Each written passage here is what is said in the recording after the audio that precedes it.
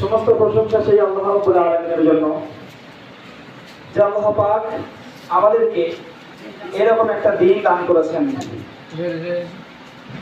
সাম্রাজ্যবাদী ব্রিটিশের হাত থেকে আমাদের দেশকে স্বাধীন করে আল্লাহ পাক আমাদের হাতে তুলে দিয়েছেন। সেই স্বাধীনতার ৭৮তম ১৫ই আগস্ট আজ।